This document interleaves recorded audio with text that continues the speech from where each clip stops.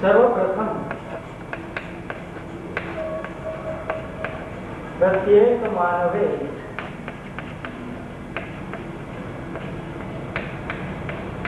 પોતાને સાધક સ્વીકાર કરવો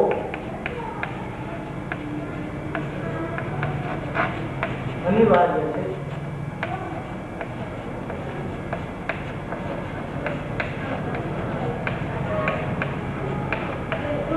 પછી હવે સર્વપ્રથમ મોટી વાત તમે સ્વીકારતા દેખો, તમે આ મહાન મોટી વાત સ્વીકારતા નથી. સર્વપ્રથમ જો આચાર્ય હું આચાર્ય માનશે તો એની બુરાઈ થવાની, એનાથી બુરાઈ થવાની. પણ આચાર્ય માને કે હું જીવાત્મા છું અને હું જીવાત્મા છું પણ ફર્સ્ટ સાધક, જન્મજાત સાધક છું. જન્મજાત સાધક વાય કે મારામાં બે વાત છે, સંસાર જગત અને જગતપતિ. એમાંથી મારે જગતપતિ જોઈશ અને જગતની સેવા આપીશ. આ મારી સાધના, આ હું સાધક છું. આવું જો એ માનશે, સાધક પહેલાં સ્વીકાર કરશે તો સાધક સ્વીકાર કરશે તો પછી એનું સાધકનું ધ્યાન ક્યાં હોય? સાધના ઉપર. સાધકનું ધ્યાન સાધના ઉપર હોય અને સાધનાથી હકીમ ક્યાં જાય? સાધ્ય ઉપર. સાધકનું ધ્યાન પહેલાં સાધ્ય ઉપર હોય અને પછી આ સાધક મને કેમ મળે એ માટે સાધન કરે. પછી એને બુરાઈની વાત યાદ જ નહીં આવે. જો તમે પણ હાલ તમે શું માનો છો? તમે તમારા શરીરને માનો. એટલે શરીરમાં તો મમતા છે, કામના છે, એટલે બધા બુરાઈ કરો પાછી જતા. એટલે પહેલું આ જેને આધ્યાત્મિક દ્રષ્ટિએ જવું છે એને માની લેવાનું હું સાધક છું. બાકી સાધક માન્યા વિના તમને ભગવાન મળે, તમને તમારા સ્વરૂપને પ્રાપ્તિ થાય એ પોસિબલ જ નથી. જો તમે આચાર્ય માની જે કંઈ કરશો એ બધું ખોટું કરવાનું. ચાલો પછી પોતાના અને જગતના સંબંધ પર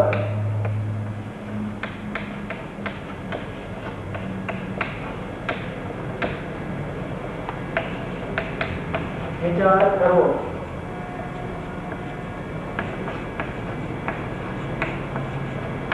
તો કર્તવ્ય વિજ્ઞાનનો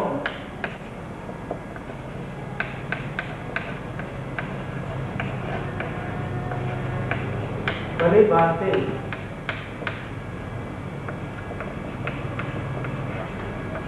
પરિચય થશે.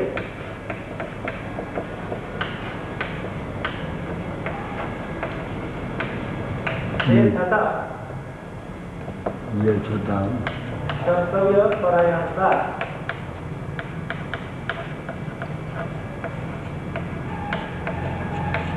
આવશે. એ જગત માટે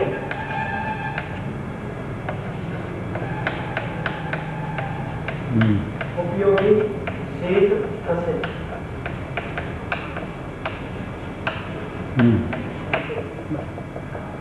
પહેલું જગત માટે ઉપયોગી થવા માટે પહેલું શું કરવાનું છે કે હું સાધક છું, મારું સાધ્ય શું છે? ઈશ્વર છે, મારા સ્વરૂપની પ્રાપ્તિ છે અને એ માટે મારું સાધન શું છે? આ સાધકે જાણી લેવું જોઈએ. પછી પોતાની અને જગતના સંબંધમાં વિચાર કરો. સમજ્યા કે હું કોણ છું અને જગત છું? આ બાબતમાં એને વિચાર કરશો કે હું કોણ છું અને જગત કોણ છું. હું છું જીવાત્મા અને મારી સામે પ્રત્યક્ષ જગત છે. જગત શું છે? વાસુદેવ સર્વંતિ, વાસુદેવ છે. અને હું કોણ છું? હું છું જીવાત્મા. હું જીવાત્મા અને વાસુદેવ આ બે સામે છે. પણ આ વાસુદેવ અત્યારે જગતના રૂપ છે. સમજ્યા? આ જગતના રૂપે વાસુદેવ છે અને હું છું જીવાત્મા. અને મને અને આ જગતને બનાવનાર વાસુદેવ. આ સંબંધ ઉપર તમે વિચાર કરો તો તમારે કર્તવ્ય વિજ્ઞાનની ભલી ભાંતિ પછી તમારે શું કરવું? આને તમને જીવાત્મા અને હાને વાસુદેવ. પછી તમારું કર્તવ્ય શું રહે તમે સાધક છો, તમારું કર્તવ્ય શું છે કે જગતની સેવા, અને જગતની સાથે સેવા કરી, સેવા સિવાય કરી, અને તો તમે કર્તવ્ય પરાયણ તરફ અગ્રેસર થઈ શકો. કર્તવ્ય પરાયણ આવશે જે જગતમાં, કર્તવ્ય પરાયણ જગતમાં કેવું જીવી બસ જગત માટે. અને આ માટે ભારતીય સંસ્કૃતિમાં ભગવાન શ્રી કૃષ્ણે 4 વર્ણ બનાવી દીધા.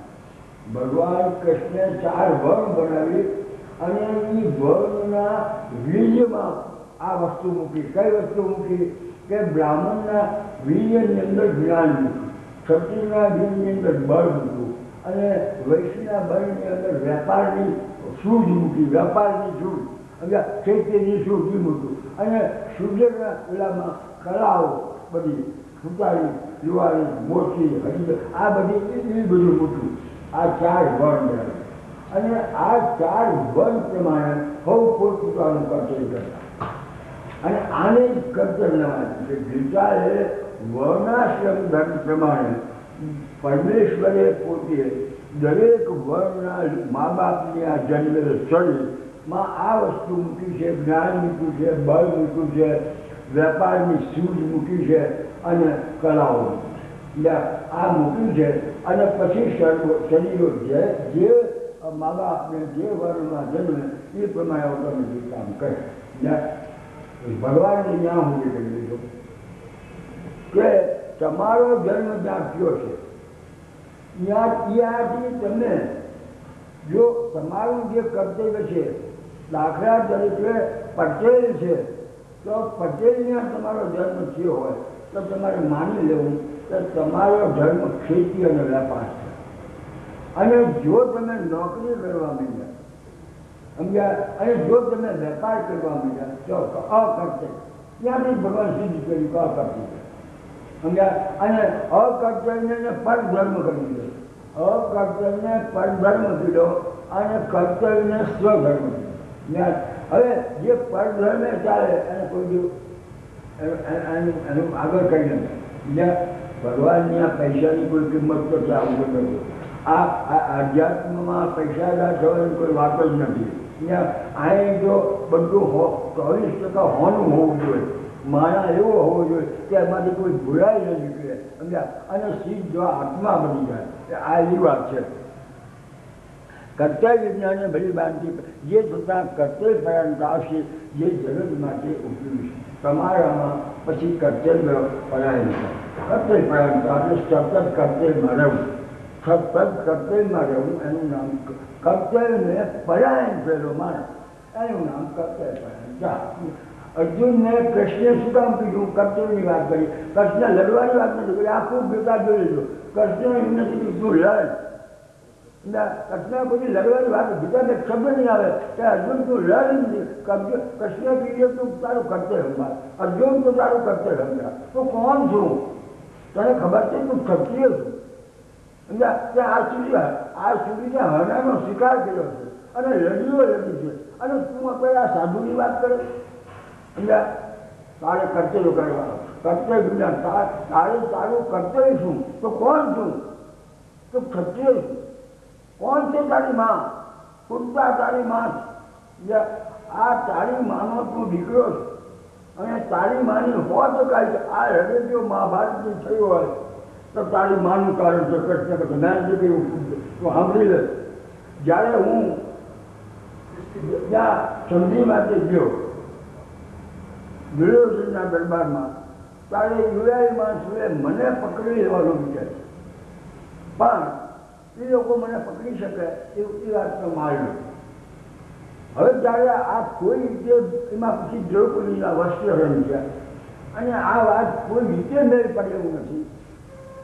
ત્યારે હું ત્યાં જતો હતો, અને ત્યાં જઈને સંધિ તો થઈ નહીં, અને પછી મને પકડી લેવાનું કહ્યું. અને મેં આવીને પાંડવોને કીધું ભાઈ આ સંધિ સત્ય છે, અને આ લોકો માને એવું નથી.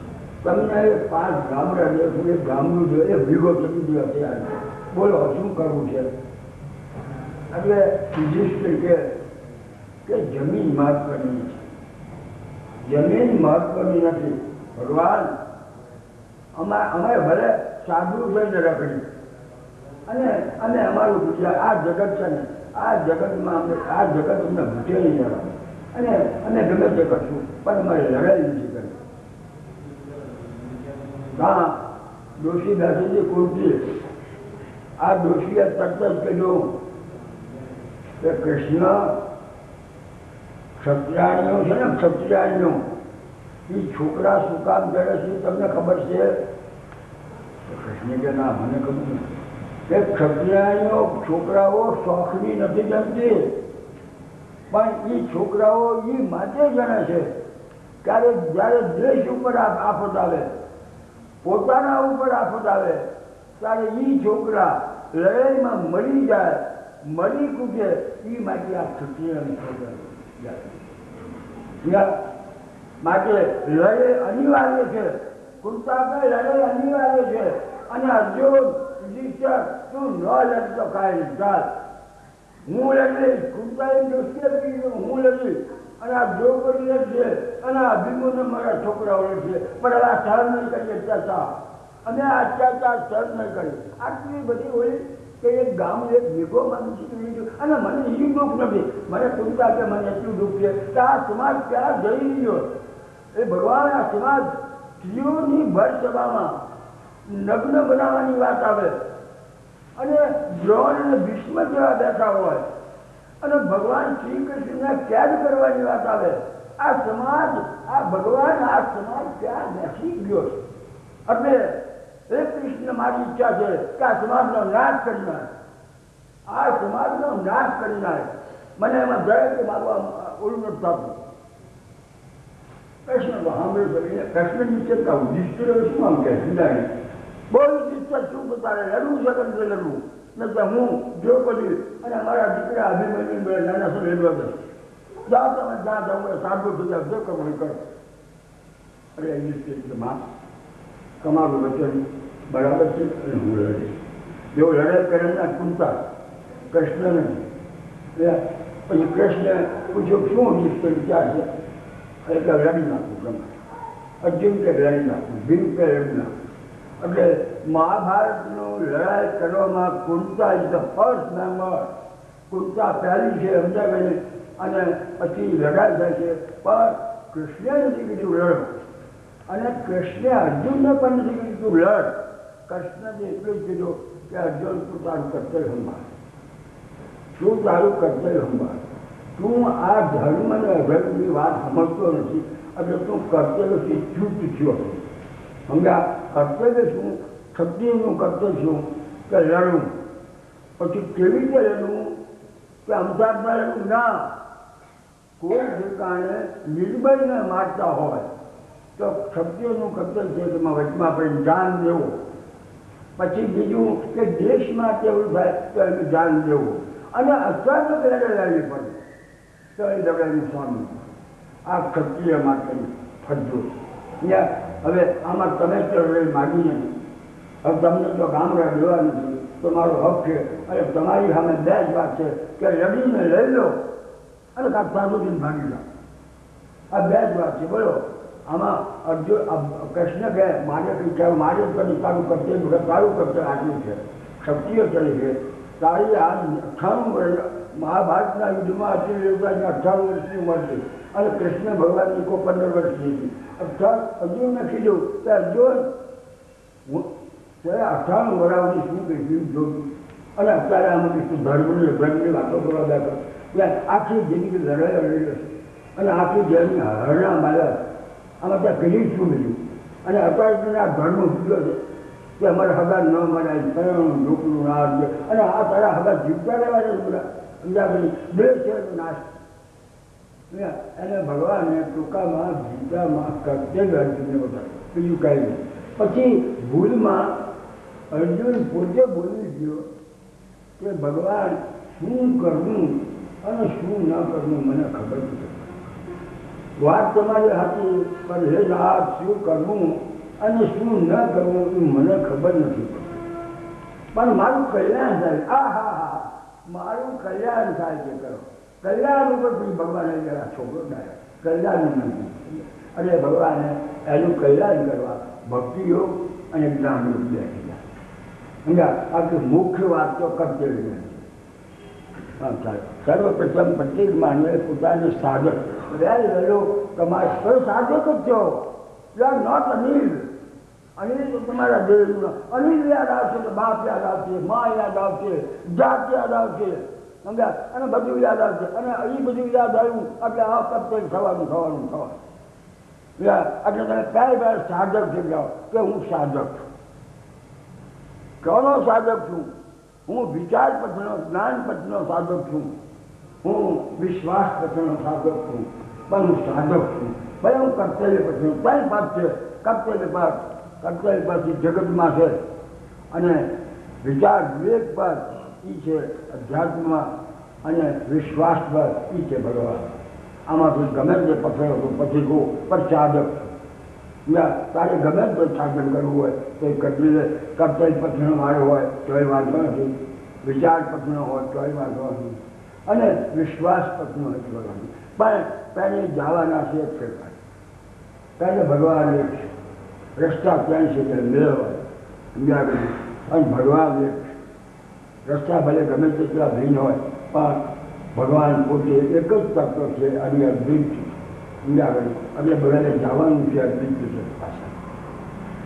અને પહેલા મહત્વમાં જેને અહીં ભગવાન મેળવવા હોય, જેને પોતાના સ્વરૂપની પ્રાપ્તિ કરવી હોય, જેને જગતને ઉપયોગી થવું હોય, જેને ભગવાનને ઉપયોગી થવું હોય અને જેને પોતાને ઉપયોગી થવું હોય તો ફર્સ્ટ ઓફ ઓલ એને હું સાધક છું માની. અને આ વાત સ્વરૂપે કરેલા નથી. અને આ વાસ્તવિકતા છે. આચાર્ય દેહનું નામ છે, તમારું નામ હું છે અને હું એ જીવાત્મા છે.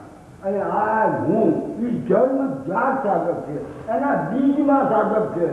એના બીજમાં સાધક છે. શું બીજમાં સાધક છે? એના બીજની અંદર જિજ્ઞાસા છે, લાલસા છે અને પ્રિયતા છે. જિજ્ઞાસાથી એને પોતાના શરીરને જાણવું છે અને લાલસાથી પ્રભુને જાણવા છે. અને ભૂલથી કરેલી કામના કાઢવી છે. ભૂલથી કરેલી કામના કાઢવી છે. આ ત્રણ વાત સાધકના સામે છે. ભૂલથી કરેલી કામના કાઢો તો જિજ્ઞાસા પૂરી. તરત તમને તમારા સ્વરૂપની તમારા બોધ થઈ જાય સમજ્યા. અને લાલસા થવાની પૂરી થવાની છે તે ભગવાનમાં તમને અભિનય કરી છે. આ તમે સાધક છો. હું એનું નામ સાધક છે અને સાધકને અમે આ વાત. એટલે આ જે માંગ છે સાધકની એ દુનિયામાં કોઈ બંધ કરી શકે શક્ય નહીં. એ તમારા બીજમાં પડેલી છે. તમારા બીજમાં પડેલી છે.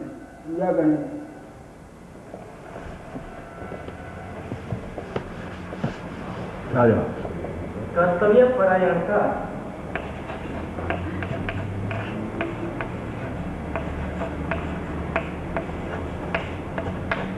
પ્રાપ્ત પરિસ્થિતિથી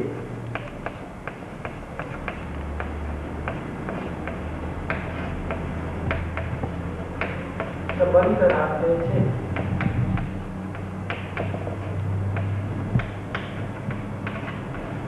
હજુ કર્તવ્ય પરાયણતા.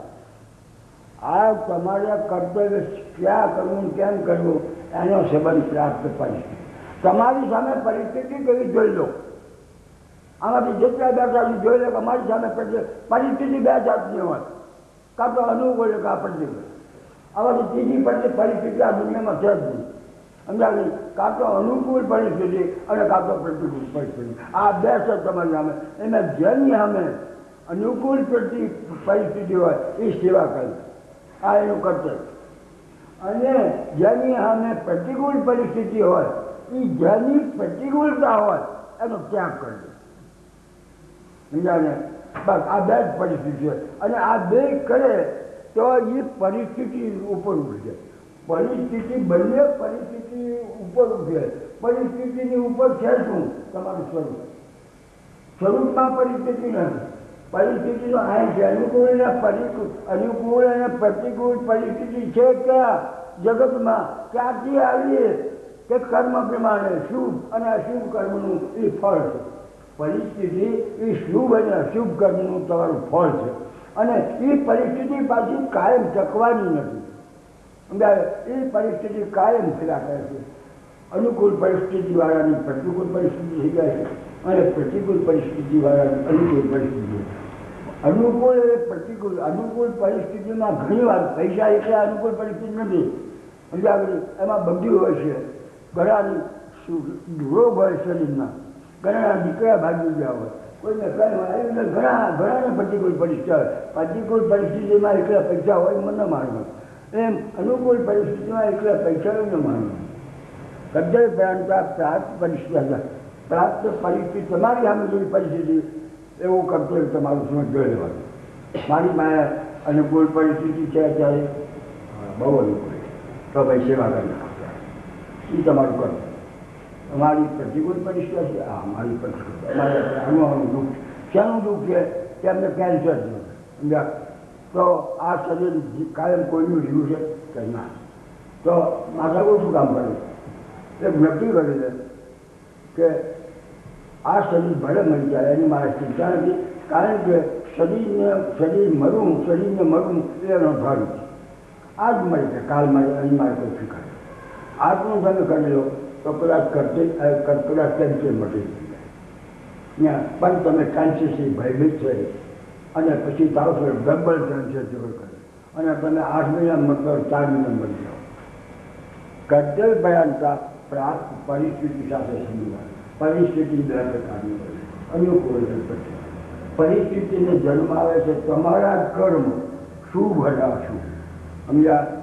બાકી બીજું કોઈમાં અત્યારે હશે નહીં. અને તમારે આના ઉપરથી બીજો પણ ગુણ લેવાનો કે હવે જો આપણે અનુકૂળ પરિસ્થિતિ જોતી હોય તો આપણે ભૂલાય ન કરવી અને બધાએ ભલાય સમજાય. અને સેવા હતી. ચાલો પછી પરિસ્થિતિનું પાલન કરવામાં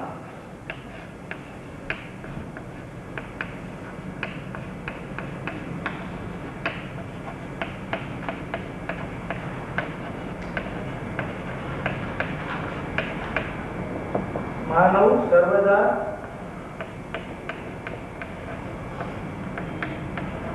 સ્વાધીન તથા સમર્થ છે,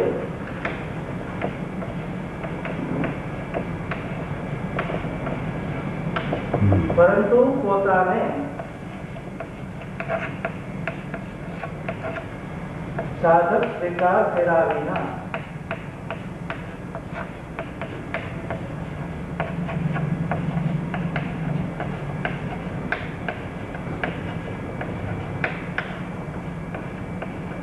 પરિસ્થિતિમાં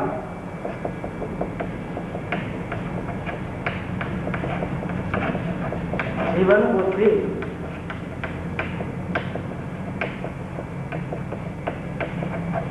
ઉત્તમ થાય છે.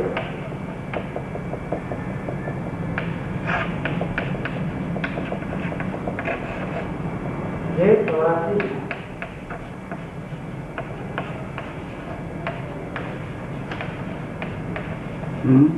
થવાથી માનવ પરિસ્થિતિનો દાસ બને છે.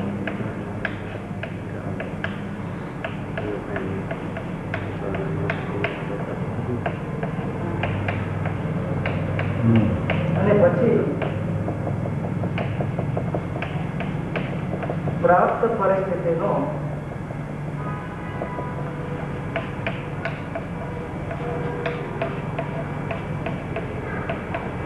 સદુપયોગ નથી કરી શકતો.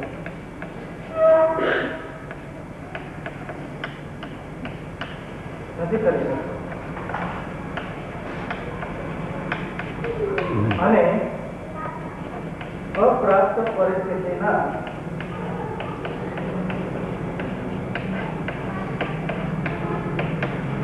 ચિંતનમાં આબદ્ધ થાય છે.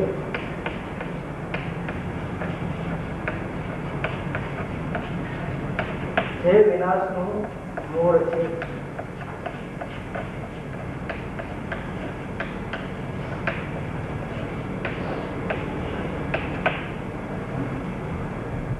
કર્તવ્ય ભયાનતા પ્રાપ્ત પરિસ્થિતિ સાથે સમજાય. તમારે ક્યું કર્તવ્ય કરવું એનો સંબંધ પરિસ્થિતિ ઉપર. અર્જુને શું કર્મ કરવું એ અર્જુન સામે લડાઈની પરિસ્થિતિ હતી. અરે ભગવાને એને કીધું લડ, તારું આ કર્તવ્ય લડવાનું લડ ભગવાન બીજા કોઈ જવાય એને કીધું તારું કર્તવ્ય સમજ, તારું કર્તવ્ય ચાલે, તારા કર્તવ્ય પછો પર ચાલે અને કર્તવ્ય પ્રાપ્ત તમારી કેવી પરિસ્થિતિ છે એની સાથે તમારું કર્તવ્ય કામ કરે. માગું કર્યું આ ભૌતિક જગતની વાત છે. પરિસ્થિતિનું પાલન કરવામાં માણસ થોડા સરેરાશ. પરિસ્થિતિ બે પ્રકારની, સારી અને ખરાબ. સારી પરિસ્થિતિઓ સેવા કરી લો, ખરાબ પરિસ્થિતિઓ જ્યાંની ખરાબ હોય એનો ત્યાગ કરી લો. ધારો કે પૈસા આર્થિક સ્થિતિ ખરાબ છે અને મારી આર્થિક પરિસ્થિતિ ખરાબ છે તો કંઈ કહી દો કે મારે હે ભગવાન મારે આર્થિક પૈસા જોતો અને હું શાકની લારી ફેરવી અને જે મને મળશે એમાંથી મારું ગુજાર છે. પછી વેરો ભૂલી ગયો એટલે શું થવાનું? એની જીવન બુદ્ધિ લઈ જશે આપો આયા પૈસા ગાંડા નાખો પછી ખોટું કરી દે છે. કોઈક વાર પણ ખોટું કરી દે છે. પૈસા દેખશે ને તો માથાકૂટી બી થઈ જશે. એક વાણિયા શેઠ હતા.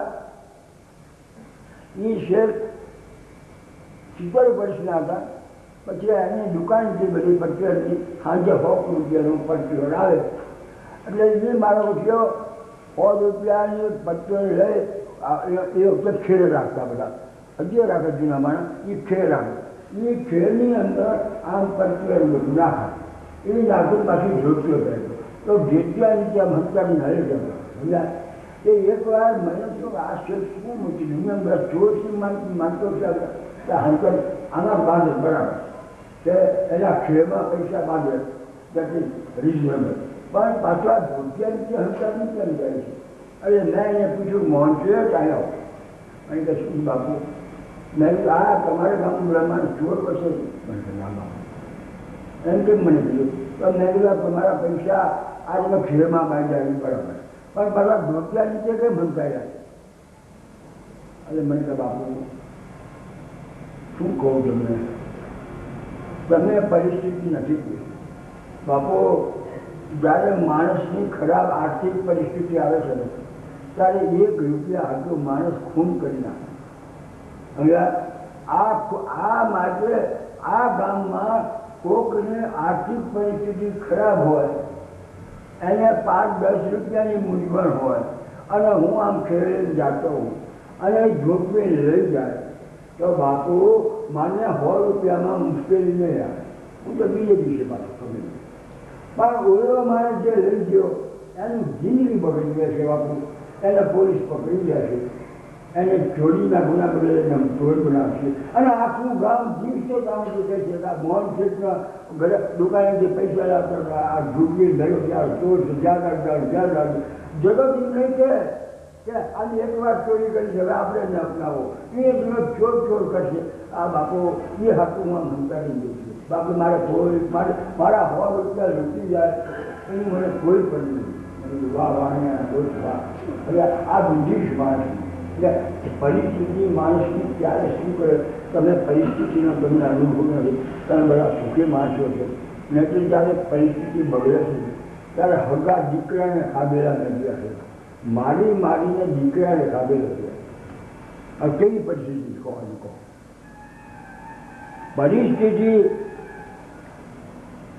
આ પરિસ્થિતિ 2 પ્રકારની, સારી અને ખરાબ. આ પરિસ્થિતિનું પાલન કરવામાં તમારે કઈ પરિસ્થિતિ સાથે કેવું પાલન કરવું એ તમારામાં તાકાત છે. પણ થાય જાય એ માણસ હું આચાર્યું એ માણસ હું આચાર્યું મૂંઝી પૈસા ભોગવ્યું મકાન કરવું છે આમ જો એ માથા ભોગવ્યું આચાર્ય માન્યું.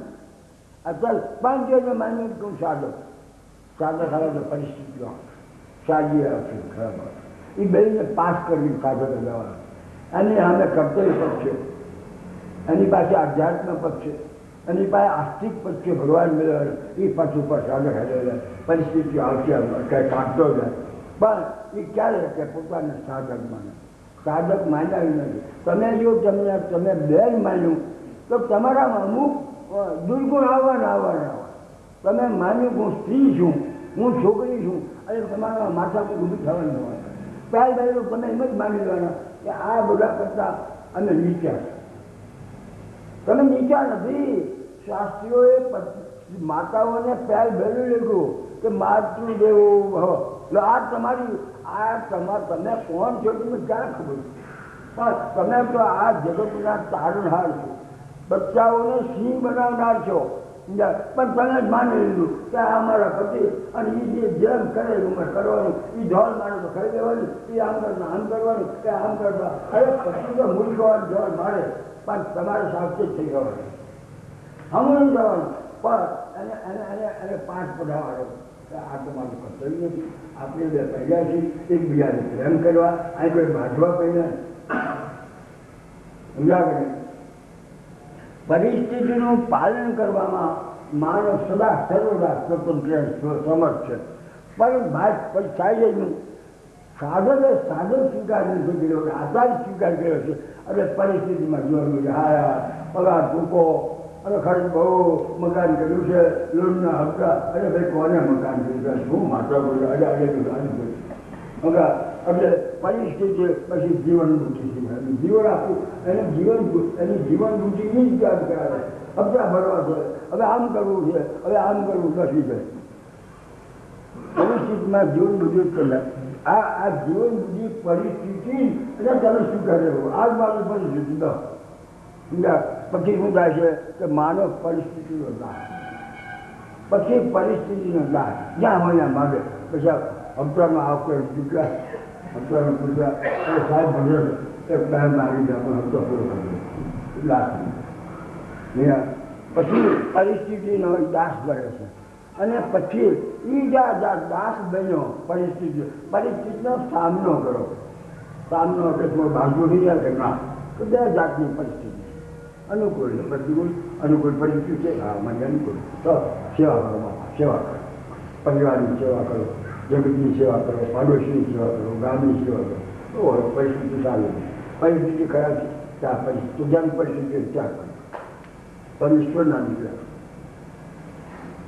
અને આ જાતના પરિસ્થિતિ દાસ બન્યા કે પ્રાપ્ત તમારી સામે જે પરિસ્થિતિ છે એને સમજ્યું. એટલે પત્ની હાઈ ક્લાસ શાક રોટલીની બનેલા છે, પણ હાઈ હપ્તા લોનના હપ્તા, હાઈ લોનના હપ્તા. કોઈને ક્યાંક ભાઈ મામલામાં હવે મૂકવાની માતા શું મૂકવું, અને એ હપ્તા યાદ આવશે. અને આમાં આ શાક એવું મીઠું બનેલું છે અને એવું પૈકી ભાવશે. એટલે પ્રાપ્ત પરિસ્થિતિને સમજવું. તમારી સામે જે પ્રાપ્ત કરવાની સામે જે પરિસ્થિતિ છે એનો તમે દુરુપયોગ નહીં કરી શકો. અને પછી શું થાય છે અપ્રાપ્ત પરિસ્થિતિ, જે પરિસ્થિતિ ભવિષ્યમાં આવવાની છે એનું તમે ચિંતન થશે કે હપ્તા ભરાશે, મારે 20 વર્ષના થયેલો આમ થશે, હા આમ તો આમ કરશે, તો મને આમ તો આમ કરશે. આ ચિંતન કરવું, આ ચિંતન છે. અપ્રાપ્ત પરિસ્થિતિના ચિંતનમાં તમે બંધાઈ જાઓ છો. અને આ વિનાશનું ફળ, આ વિનાશનું ફળ, આ તમારો વિનાશ વાળો છે. આમાં આવી પરિસ્થિતિઓમાં, પ્રતિકૂળ પરિસ્થિતિમાં ઘણા માણસોએ ખોટું કર્યું, ખૂન કરી નાખ્યા. ખૂન કરી નાખ્યા પ્રતિકૂળ પરિસ્થિતિમાં. પૈસાની તંગી, દુઃખની તંગી, ઈર્ષ્યાની તંગી આવી બધી થાય તો માણસ ખૂનથી પતી જાય. અને જોઈ નથી પરિસ્થિતિ. તમે તો સાસુની જ પરિસ્થિતિ જોઈ છે, સાસુની જ પરિસ્થિતિ જોઈ છે, સાસુની. અને આજે બધા થોડુંક જ બોલતી હોય સમજાવી.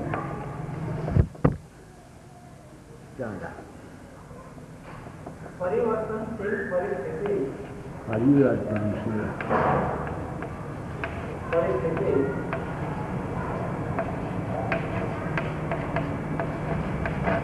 માનવનું જીવન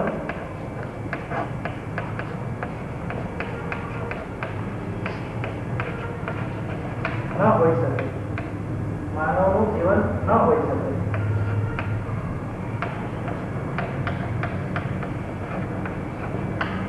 કારણ કે જીવન અવિનાશી છે.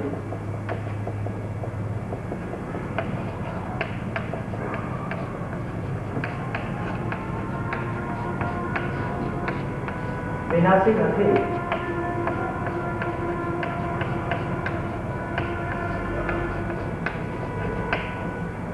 અવિનાશી જીવનની ઉપલબ્ધિ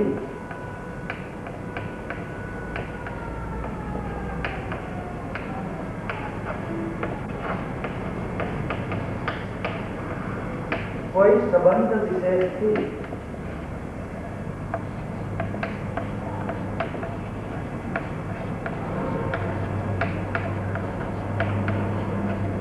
સંબંધ નથી રાખતી. ઉપલબ્ધ કોઈ પરિસ્થિતિ વિશેષથી સંબંધ નથી રાખતી.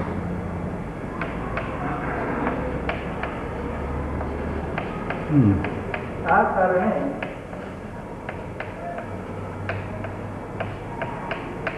બધી પરિસ્થિતિમાં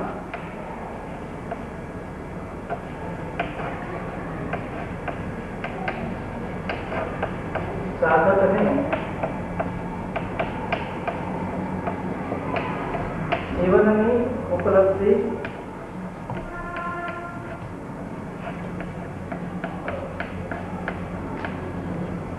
થઈ શકે છે.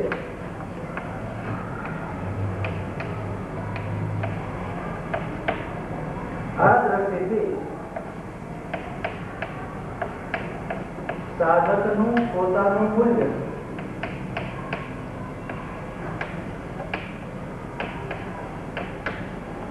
પ્રત્યેક પરિસ્થિતિથી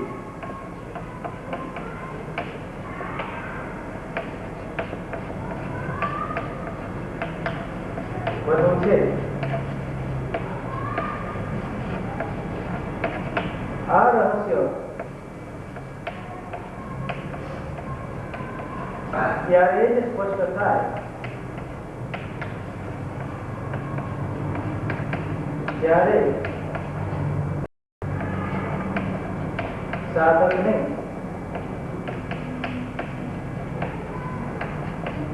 કર્તવ્ય વિજ્ઞાનનો બોધ થાય છે.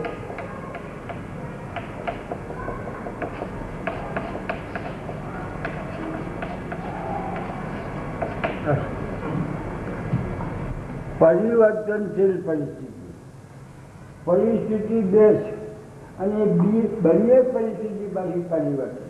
કોઈ પરિસ્થિતિ કાયમ નથી. અનુકૂળ પરિસ્થિતિ કાયમ નથી અને પ્રતિકૂળ પરિસ્થિતિ કાયમ નથી. પરિસ્થિતિ પરિવર્તનશીલ છે. સમજે પરિવર્તન પરિસ્થિતિ માનવનું જીવન ન હશે. એ માનવનું જીવન નથી. હવે માનવ કોણ છે? એ જો અવિનાશી તત્વ છે. માનવ છે એનું જે જીવન છે એ એક પ્રકાશ છે, હું છે એવા જીવાત્મા. એનું જીવન અવિનાશી કાયમ છે અને અવિનાશી જીવનની ઉપલબ્ધિ કોઈ સંબંધ વિશેષથી નથી થાય.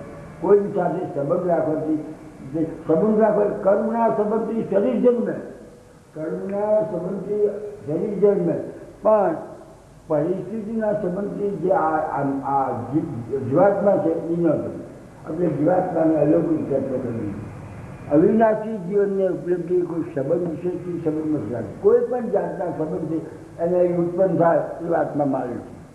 આ કારણે બધી પરિસ્થિતિમાં સાધકે જીવનની ઉપલબ્ધિ છે. ગમે તેવી પરિસ્થિતિ આ હોય તો સારી હોય ખરાબ હોય, ગમે તે જીવનની ઉપલબ્ધિ થઈ શકે. એ અવિનાશી જીવન છે. જો જીવન બે પ્રકારના, એક પરિવર્તનશીલ જીવન છે અને એક અપરિવર્તનશીલ. અપરિવર્તનશીલ જીવન છે એનું નામ છે અવિનાશી જીવન અને એ જીવન તમારું. અને પરિવર્તનશીલ જે જીવન છે એ છે દેહ. એ દેહમાં દેહનો નાશ છે અને તમારો નાશ નથી. દેહ જીવન છે અને એનો નાશ છે. અને તમે જે ચિન્મય તત્વ છો એ જીવન છે, એનો નાશ નથી. તમે અવિનાશી છો. આ દ્રષ્ટિથી સાધકનું પોતાનું મૂળ આ રીતે જીવાત્મા જો તો અવિનાશી છે અને બંને પરિસ્થિતિ એ એનું મૂલ્ય છે. આ રસ 47 જ્યારે સાધકને કર્તવ્ય વિજ્ઞાનનો બોધ થઈ જાય, વોટ ઇઝ કર્તવ્ય, આ વાતનો તમને ખ્યાલ આવે ત્યારે તમને આ રહસ્ય સમજાય. ત્યાં સુધીનો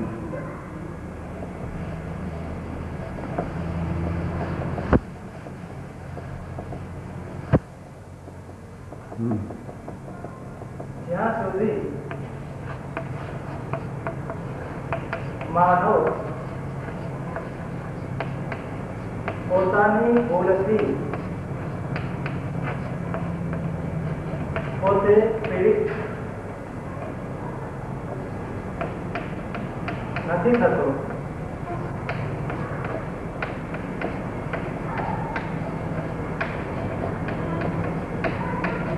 ત્યાં સુધી ભૂલ રહિત થવાની તીવ્ર માંગ જાગૃત નથી થતી.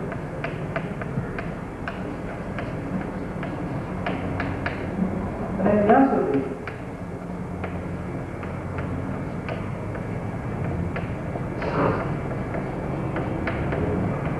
નિજ વિવેકના પ્રકાશમાં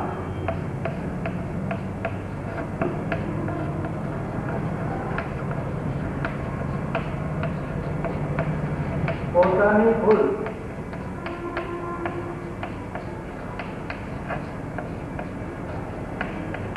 દેખાવી સંભવ નથી.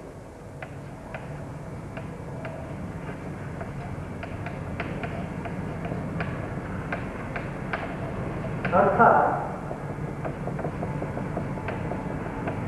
પોતાના દ્વારા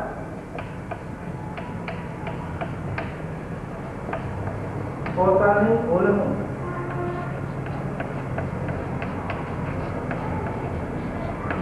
જ્ઞાન નથી થતું.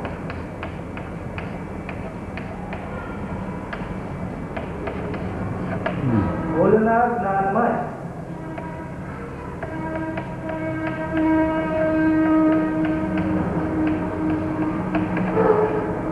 ભૂલનો નાશ છે. ભૂલના જ્ઞાનમાં જ ભૂલનો નાશ છે. આ મંગલમય વિધાન છે.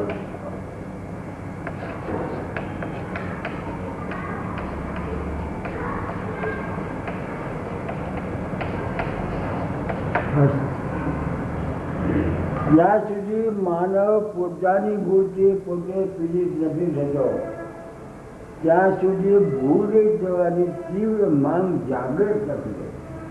હવે જ્યારે તમે એમ થાય હા મારે મમતા કાઢી, આ મમતા મારી ભૂલ છે, આને લઈને ઘણું ખોટું થયું, આ મમતા મારે કાઢી. અને આ મમતા અત્યારે તમને થાય છે પૈસા નથી, કોઈ શરીરનું દુઃખ હોય, બીજું હોય, આ પીડિત થાવ તમે. અને આમાં પીડિત થાવ કારણ કે એમાં તમને પીડિત થાવ તમે ત્યારે આ જાય હોય આમ જતો હોય પીડિત થાવ તમે. પણ તમારામાં જે ભૂલ છે, મમતા છે, કામના છે, એ ભૂલ તમને દેખાતી જ નથી. ઈચ્છા કરી અને તમે એની પીડિત નથી થતા. ત્યાં સુધી ભૂલ કઈ શકો તમે નથી પીડા પામો તો ભૂલ વેચતા, અને એ પીડા પામો તો તમારી તીવ્ર માંગણી પર થાય કે આ ભૂલ જાય, આ ભૂલ જાય, આ ભૂલ જાય. ત્યાં સુધી ભૂલ જેવા તીવ્ર માંગ જાગૃત. અને ત્યાં સુધી નીચ પછી તમારામાં એ કાઢવાનો પ્રકાશ છે. તમારામાં મમતા કાઢવાની વાત છે. નીચ પ્રકાશમાં પોતાની ભૂલ જ ન દેખાય, પછી ભૂલ જ નહીં દેખાય. અને મારું શરીર, મારા મકાન, મારું ઘર, મારું એટલે મારી અને એ ભૂલ દેખાય ચુંબળ છે. અર્થાત પોતાના દ્વારા પોતાની ભૂલનું જ્ઞાન નથી. હવે આગળ ભૂલના જ્ઞાનમાં જ ભૂલનો નાશ. ભૂલના જ્ઞાનમાં જ ભૂલનો નાશ. ભૂલનું જ્ઞાન થઈ જાય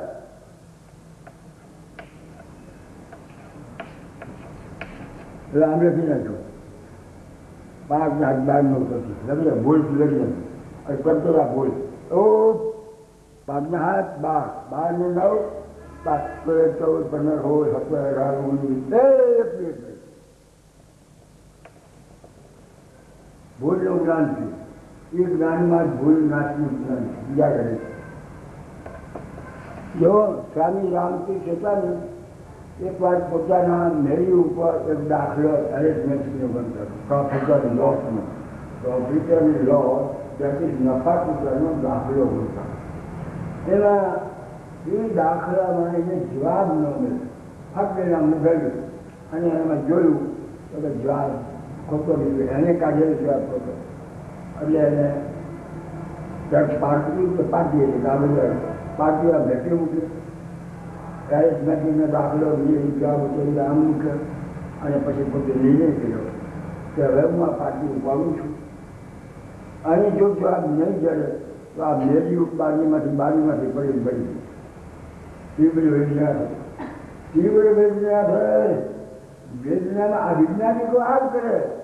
વૈજ્ઞાનિકો હોય ને એ વૈજ્ઞાનિકો શોધ કરતા હોય ત્યારે એ શોધ કરતા હોય ત્યાં બધું બેઠા આ કેમિકલ શામાં ભેળ પડે આ કેમિકલ અને એમાં મેળ ન પડે. બહાર એક વાયડો છે પત્ની આવે કે જમવા ચાલો રસોઈ તૈયાર છે હજા અમે પાછા 2 વાગે ત્યાં પાછી પત્ની આવે એટલે 2 ગ્રુપ ખરીદ્યું છે મૂકોના માટે હવે તું જ્યાં લપકેટમાં મારે પાછું એમાં લડવું પડે અને એના લાગી ભાઈ રાતના 4 વાગી ગયા. રાતના ખાધું નથી પીધું નથી. રાતના 4 વાગી ગયા. પત્ની કહે તમે ગાંડા થઈ ગયા છે બા એટલે ભૂલી જાઓ અને જ્યાં એને કેમિકલ્સ આ કેમિકલ્સ ભેજવું અને એમાં ધારે એને જોતું મળ્યું અને નાચવા માંડી ધારે ઊભો થઈ નાચવા માંડી ગયો નાચવા. પત્ની એ દોડતી ગાંડો થઈ ગયો ખાધું નથી મારે જો ગાંડો થઈ ગયો એટલે કે શું તમે નાચો છો કે મારે જોતું નથી મળ્યું. આ કેમિકલમાં આ કેમિકલ રાખવું એટલે મને મારી જોતું હતું હવે મને મળે. એટલે શું થયું કે એને સતત ચિંતન કરતા અચિંતન બની ગયું. સતત ચિંતન કરતા જ્યારે તમે અચિંતન બની જાઓ છો ત્યારે તમારી પોઝિશન આત્મામાં આવશે. અને આત્માનું બધું સરળ વિચાર આત્મા કહી દે કે આમાં એસિડ નાખી દે હવે પાછા પૂછ્યો એટલે અમે બ્રાડ એસિડ નાખ્યું નાખવા નહીં. એવી રીતે સ્વામી રામતીર્થે પણ એ વિજ્ઞાની હતા મોટા એટલે નસીબાઈ કરે વિજ્ઞાની. હવે એના ડાયરેક્ટ ગયો 5 મિનિટ પછી પાટી ઉપાડીને ઘર આપણા મૂકી ગળવા માંડ્યા ત્યાં જાવ હાથો આવી ગયો આમ તો ઓલામાં ગણિતમાં પાછો વાય જવાબ ગયો તો હતું આપણા બરાબર. આવી વેદના તમે ક્યાં વેદના પીડી જાઓ? મમતા છે, કામના છે, પીઠ સુધી છે કહો. આ તમારું સત્યાનાશ વાળીને એક મમતા છે. દેહને મારો માનીને તો તમને ભગવાનથી વિમુખ કરી દેખા. કામના કરીને તમે હેરાન પરેશાન થઈ ગયા. સમજાવે આવી વેદના તમને પૂરી થઈ છે કે મારે મમતા કાઢવી છે, મારે કામના કાઢવી છે. આવું તમને કોઈ હોતું નથી અને તમને તમારી ભૂલ દેખાતું નથી. સમજાવે નહીં તો ભૂલના જ્ઞાનમાં જ ભૂલ છે. સત્સંગ પણ દેખાય. ભગવાન કે ચાલ તું મારો મિત્ર સારું શું મૂંઝાય પણ ભગવાન કહે છે તું મારી જોવું છું આ કેવો છે. આની તીવ્ર વેદના કેવી છે? વેદનાની આ કામ નથી બન્યું. દરેકમાં વેદનાની. આવો ચાલો આમ ચાલો રોટલા વાળા બોલાવા આવે કે જમવા હાલો ત્યાં ગુરુ ચાલુ રાખો માતા જાગૃત માનો જાગજો હવે હા ચાલુ રાખો. ત્યાંથી આવે કોઈ કે જમવાનું તૈયાર છે આપણે બંધ કરતા રહે છે. ચાલો બોલો. હે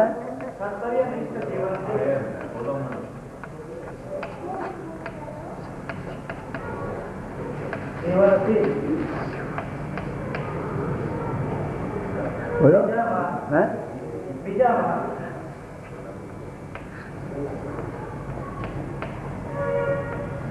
પોતાની ભૂલ દેખવાની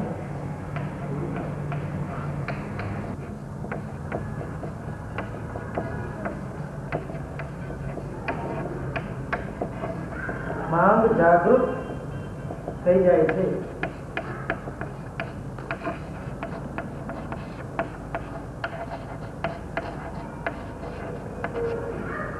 કર્તવ્યનિષ્ઠ માનવ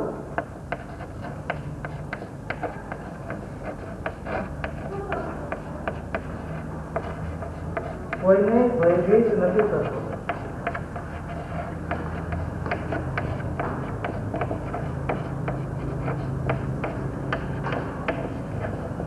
પણ ભય રહિત થવા માટે સહયોગ કરે છે.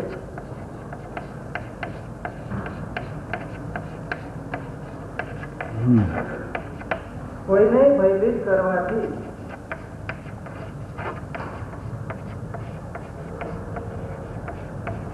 તેનું કલ્યાણ નથી થતું.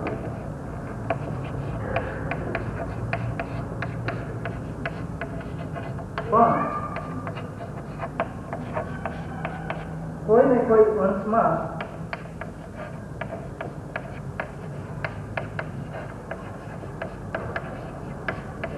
અહિત જ થાય છે.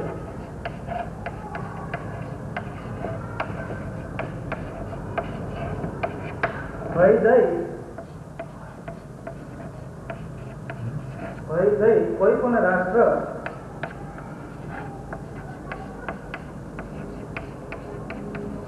પોતાની પ્રજાને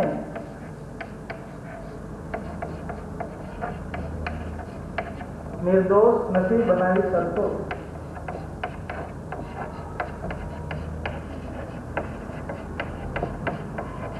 આ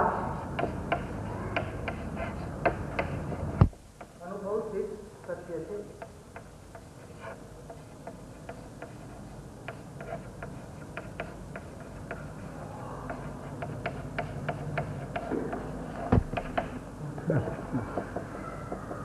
કર્તવ્યની જીવનથી બીજામાં પોતપોતાની ભૂલ દેખવાની માંગ જાગૃત થાય.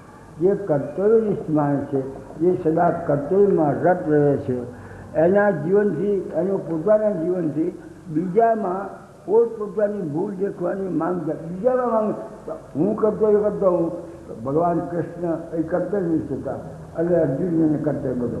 પણ એ જો કર્તવ્ય ન સમજતા હોય તો એ શું કર્તવ્ય બતાવે? કર્તવ્ય માનવ કોઈને ભયભીત નથી કરતો. તો ગીતામાં ભગવાન શ્રી કૃષ્ણે કોઈ બી અર્જુનને દાટ્યો નથી અને કોઈ દિવસ એને ખોટા વચનો પણ કીધા નથી. ભયભીત કર્તવ્યનિષ્ઠ માણસ કોઈને ભયભીત નથી કરતો, પણ ભય રહિત થવા માટે સહયોગ અને સહયોગ લીધા બધું કર્તવ્ય કર. તો શક્તિ શું તારું તો આ કર્તવ્ય છે અને એનીથી તને કાં તો તું જીતીશ તો તને હસ્તિનાપુરનું રાજ મળશે, અને જો હારી અને મરી ગઈ તો તારે સ્વર્ગ મળશે. ક્ષત્રિયના દીકરાને લડાઈમાં મળી જાય તો સ્વર્ગ મળે. આ બે તને લાભાલાભ છે તારા હાથમાં. બોલ તારે શું કરવું છે? કોઈને ભયભીત કરવાથી તારું તમે કોઈ પણ માણસને ભયભીત કરો તો એનું કલ્યાણ થશે. પણ કોઈને કોઈ અંશમાં અયુચિતતા છે, અયુચિતતા. ભય દે કોઈ પણ રાષ્ટ્ર પોતાની પ્રકારનું નિર્દોષ ન કરે. કોઈ પણ રાષ્ટ્ર પોઝિશન દાદા રાખે તારે સમજવાનું કે સરકાર ભયભીત છે. પોલીસની સંખ્યા વધે તારે સમજવાનું કે રાષ્ટ્રના જે મુખ્ય માણસો છે ભયભીત છે, અને એ ભયભીત હોય એટલે તમને ભય જ બતાવ્યા છે. સમજ્યા? ભય દઈ કોઈ પણ રાત પોતાની પ્રજાને નિર્દોષ ન બનાવી શકે એટલી ભયભીત બનાવી શકે. આ અનુભવ સિદ્ધ થશે.